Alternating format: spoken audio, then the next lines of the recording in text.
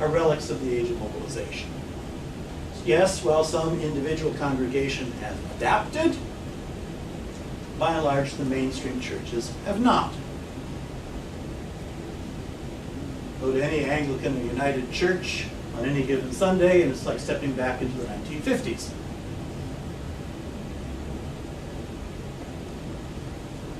Of course, as revenues have declined, they had to cut back their budgets. But I'm an Anglican, I'll pick on them as a good example. As we saw a few slides back, the tremendous decline in membership of the Anglican Church, but they're still paying for all of the bishops that they had back in 1961.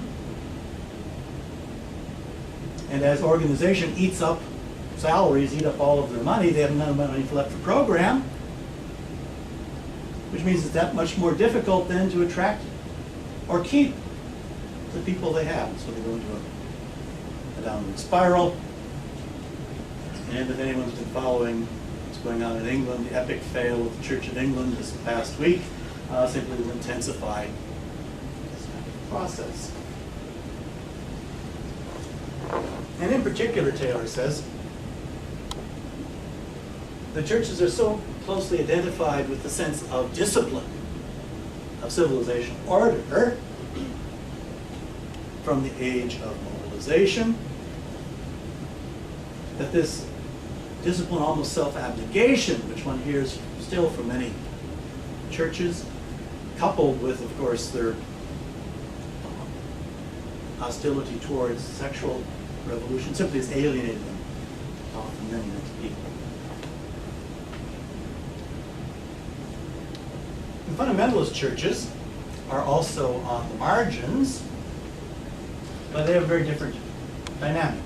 They've reacted to the age of authenticity far more aggressively. In many ways, we can see fundamentalism as backlash. In part, at least, fundamentalism today can be seen as a reaction against precisely those forms of expressive individualism which were characteristic of the age of authenticity,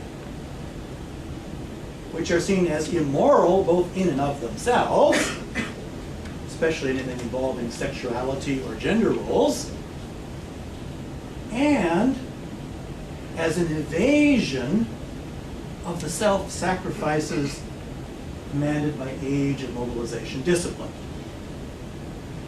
Hence all the rage directed at entitlements. So this moral conflict produces an anger which is easy to mobilize, as we've seen south of the border. Secondly, being a self-conscious minority enables fundamentalists to counter rapid social change with a rhetoric of victimization, even of persecution. Think of all of the war on Christmas, which helps in turn, speaking as a sociologist, helps in turn then to build stronger identity boundaries and group solidarity. Well, their social epistemology, as I've argued elsewhere, fosters a sense of certainty. Well, a stronger group, a clearer identity, a sense of certainty may have great appeal to a declining middle class, trapped in high unemployment, falling standards of living, anime, threatened by social cultural change.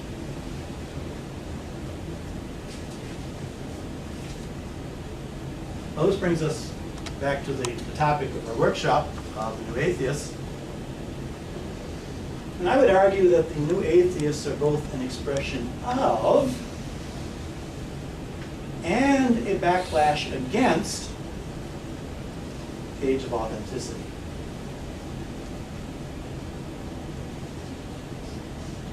In some ways, the New Atheism is another expression of the age of authenticity. As Christendom declined, a space, if you will, was created for alternative forms of spirituality to become mass phenomena, which includes atheism. So atheism became one more choice in a pluralistic culture. At the same time, the rise of new atheists can be understood as a backlash against the changes in values and authority which were characteristic of the Age of Authenticity. For one, for example, the new atheists are by and large socially and politically conservative. Harris and Hitchens in particular were great supporters of the Iraqi war and the war on terrorism. Dawkins has become notorious for his racist and sexist rants on the internet, which in fact has led to a split in the atheist movement, which hopefully we'll get to talk about in the workshop.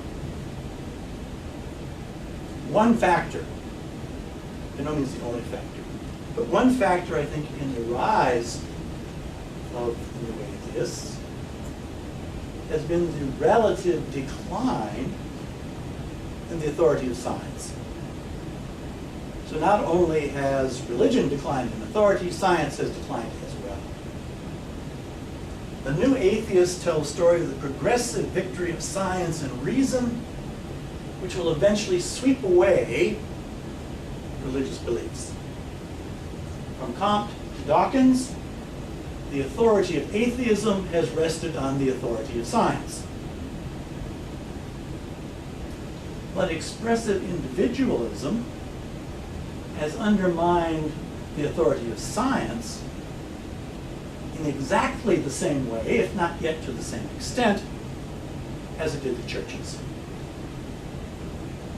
Individuals choosing their beliefs and values could choose to reject science, particularly when science became identified with big business or with the military.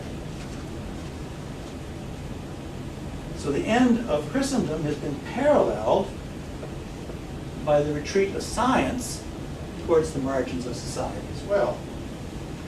In the 1990s, some scientists lashed out at what they perceived as threats to the authority of science during the so-called science wars. Since then, the authority of science has plummeted. Today, science is trumped by ideology in both Canada and the United States. Budgets are cut, labs are closed, scientists are muzzled, climate change is denied.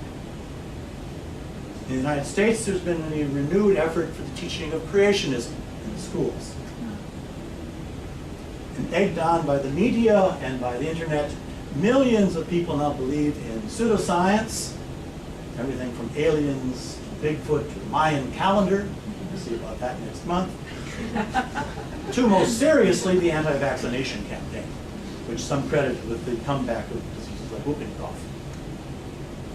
Millions more are told that science is a hoax or a conspiracy. And I think the new atheist can be read, in part at least, as a cry of rage at the rejection of the Enlightenment values that they espouse.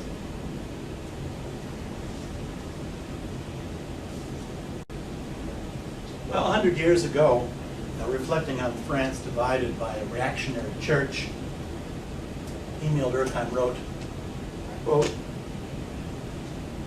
"The old ideas and the divinities which incarnate them are dying because they no longer correspond sufficiently to the new aspirations of our day. And the new ideals which are necessary to orient our life are not yet born." So perhaps today, too, very similar kind of transition. Thank you.